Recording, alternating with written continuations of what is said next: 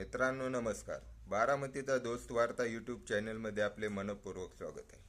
मित्रांनो, आज आपल्यासाठी एक वेगळा विषय आहे. तो विषय म्हणजे अत्यल्प भूधारक व अल्प भूधारक शेतकरी शेतमजूर हे दूध उत्पादन व्यवसाय करताना कशा पद्धतीने अडचणीत आलेले आहेत, त्याचा जे काही अनुभव आहेत ते आपल्यापर्यंत पोहोचवण्यासाठी हा व्हिडिओ बनवत आहे. मित्रांनो, हा व्हिडिओ बारामती तालुक्यातील कारखेल या जिरायत भागातील एका छोट्याशा गावामधून बनवला जात आहे.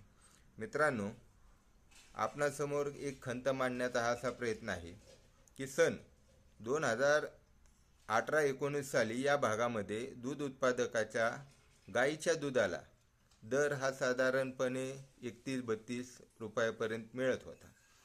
आता 2026 साली 35, 36, 37 पर्यंत प्रति लिटर मिळतो. परंतु 2018-19 साली गोळीचं पोतं हे डेअरी करून दूध उत्पादकाला 1150 रुपयाला दिलं जात होतं. आता 2026 साली त्याच गोळीच्या पोत्याची किंमत साधारणपणे 1650 रुपये झालेली आहे.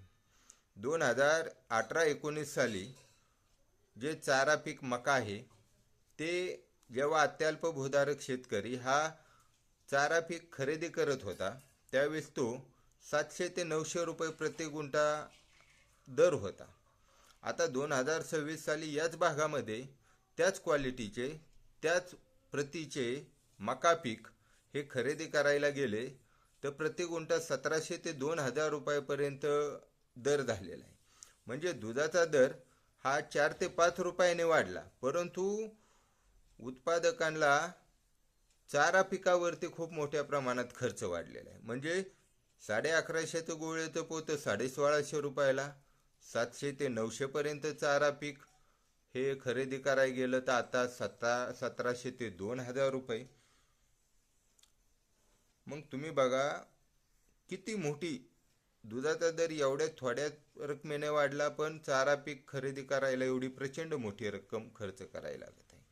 मित्रांनो, आपण बऱ्याच वेळेस यूट्यूबर्सनं टाकलेली माहिती बघत असतो की भारत देशामध्ये उदाहरणार्थ 100 लिटर दुधाची जर मागणी असेल ग्राहकांकडून तर 65 ते 70% हे दूध ओरिजिनल दूध उत्पादकांकडनं खरेदी केलेले दूध असते, कलेक्ट केलेले असते, आणि उर्वरित जे ग्राहक बाजारपेठेतील कमतरता आहे 25-30% ती कृत्रिम दुधाद्वारे भागवण्याचा प्रयत्न केला जातो. कृत्रिम दूध म्हणजे काय तर भेसळयुक्त दूध.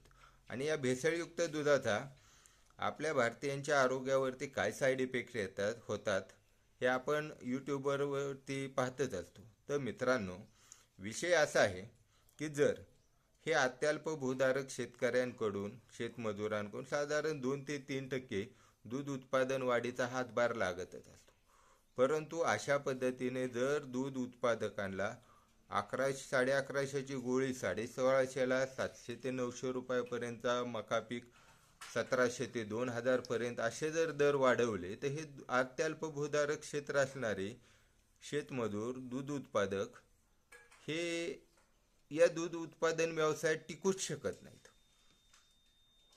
मग अशा पद्धतीने त्यांचा दूध उत्पादक व्यवसाय हा मोडखळीस येणार आहे आणि ही चिंतेची बाब आहे.